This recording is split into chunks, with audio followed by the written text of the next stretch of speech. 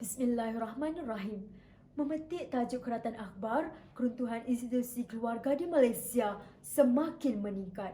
Hadirin, saban hari kes-kes gejala sosial di negara kita ibarat cendawan tumbuh selepas hujan dan apa yang lebih memilukan adalah 60% pelakunya dalam kalangan remaja. Maka apabila disoal dan diselidik, rata-ratanya berpunca daripada masalah keluarga. Dalam usaha membanteras gejala sosial sekaligus melahirkan modal insan yang berkualiti tinggi, ibu bapa lah merupakan penggerak dan kunci utama sejak daripada remaja berusia setahun jagung. Kerana melentur bulu biarlah dari rebungnya. Maka hadirin sekalian, percayalah kata-kata saya, keluarga bahagia, pemangkin negara sejahtera. Terima kasih saudara pengerusi majlis, barisan panel penghakiman yang arif lagi bijaksana, penjaga masa yang setia dengan setiap detiknya, tif-tif kehormat, seterusnya hadirin pendengar yang dikasihi lagi dekat di hati. Assalamualaikum warahmatullahi wabarakatuh dan salam Malaysia Madani, berbungakan kemesraan. Hadirin, keluarga bahagia dapat didefinisikan sebagai sebuah keluarga yang hidup dalam keadaan yang ceria dengan bersulamkan kasih sayang antara mereka. Negara sejahtera pula dapat ditarifkan sebagai sebuah negara yang mempunyai masyarakat yang mantap dari aspek fikiran dan fizikal, tindakan dan agama. Maka saya simpulkan frasa keluarga bahagia pemangkin negara sejahtera iaitu keupayaan dan potensi institusi keluarga yang bahagia dalam melahirkan modal insan yang sihat fikirannya, matang tindakannya dan teguh agamanya demi mencapai kesejahteraan negara. Ketika tiga entiti inilah yang akan menjadi asas pembawaan pidato saya pada hari ini. Hadirin yang dihormati, meniti wasilah pertama dengan untaian kata keluarga prihatin, fizikal dan mental terjamin. Hadirin sekalian, dalam hidup saya dan anda semua, banyak perkara yang boleh kita pilih kecuali satu perkara, iaitu asal usul kita, siapakah ibu bapa kita, siapa keluarga kita. Ya, mungkin kita tidak boleh pilih status atau keturunan kita, namun persefahaman dan hubungan yang erat dan kukuh antara ahli keluarga itu terletak di tangan masing-masing. Hadirin sekalian, menurut Abdul Rahman Al-Aisawi, fasa remaja adalah fasa terpenting dan mencabar bagi setiap individu kerana berlakunya perubahan biologi, psikologi, sosial dan emosi. Walhal begitu, jika fasa ini ditangani dengan baik dan diberikan perhatian yang khusus oleh ibu bapa, maka percayalah remaja ini mampu untuk tampil sebagai susuk remaja yang hebat kelak. Hadirin, kebahagiaan bukan diukur pada harta semata-mata.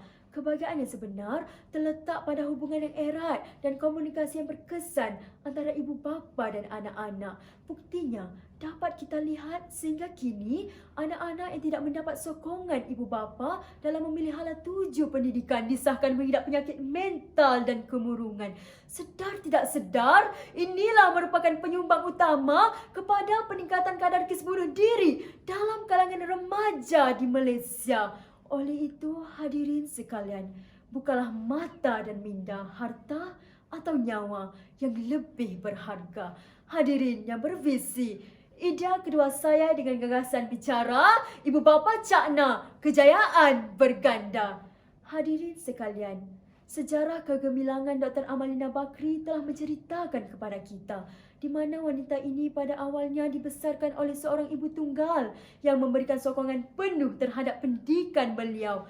Hasil sokongan ibunda, beliau telah berjaya menggemparkan Malaysia pada tahun 2003 dengan keputusan peperiksaan sijil pelajaran Malaysia yang amat membanggakan, iaitu 17A1 sekaligus menjadikan beliau pelajar cemerlang SPM 2003. Kini, beliau merupakan seorang pakar bedah yang terkenal di London. Percaya atau tidak, sokongan yang diberikan itulah menjadi pembakar semangat kepada anak-anak untuk berperilaku baik dan belajar bersungguh-sungguh di sekolah supaya tidak mengecewakan ibu dan ayah. Maka jelaslah di sini bahawa faktor kejayaan anak-anak dalam bidang pendidikan semuanya berpunca daripada dorongan dan sokongan keluarga, khususnya ibu bapa. Hadirin yang berwibawa, agama dijunjung, anak-anak disanjung. Cetusan minda saya yang terakhir. Hadirin, percayalah, agama Islam merupakan panduan hidup yang sempurna daripada setiap aspek kehidupan kita. Contohilah cara didikan Rasulullah SAW di mana pada usia 1 hingga 7 tahun anak-anak dilayan seperti raja, pada usia 8 hingga 12 tahun dilayan seperti hamba, dan pada usia 13 hingga 17 tahun layanlah anak-anak seperti kawan kita. Cara didikan ini jelas membuktikan kepada kita bahawa agama Islam masih relevan bagi mendidik anak-anak kerana baginda Rasulullah mengaitkan umur anak-anak dan tahap pemikiran mereka dengan layanan yang sewajarnya diberikan oleh ibu bapa. Sayangnya hadirin sekalian, realitinya pada hari ini berbeza. Ibu bapa lebih memilih gaya hidup barat. Realitinya, anak-anak yang diberikan pendedahan dan didikan agama mampu dan berpotensi untuk duduk sama rendah dan berdiri sama tinggi dengan individu-individu yang lain. Tamsilnya, apabila lahirnya generasi teknokrat hufaz yang profesional seperti saudari Fakhira Khairuddin yang merupakan bekas pelajar MRSM Ulul Albab yang kini merupakan seorang jurutera yang hebat di syarikat terkemuka Tesla. Sudah terang lagi kan bersuluh, asuhan dan didikan agama yang sempurna daripada ibu bapa mampu melahirkan individu yang disanjung. Bukan sahaja di negara Malaysia, malah juga di seantero dunia. Hadirin, akhirul kalam, mental terjamin, kejayaan berganda dan penerapan ilmu agama semuanya bertitik tolak daripada sokongan ibu bapa.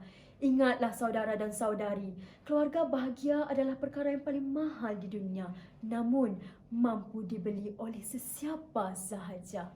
Konklusinya, ayuh anak watan, kita berganding bahu, bersama-samalah kita memperjuangkan slogan keluarga bahagia tunas pembangunan ummah agar generasi yang lahir nanti mampu menjadi generasi minda kelas pertama. Sekian, wabillahi taufiq wal hidayah. Wassalamualaikum warahmatullahi wabarakatuh.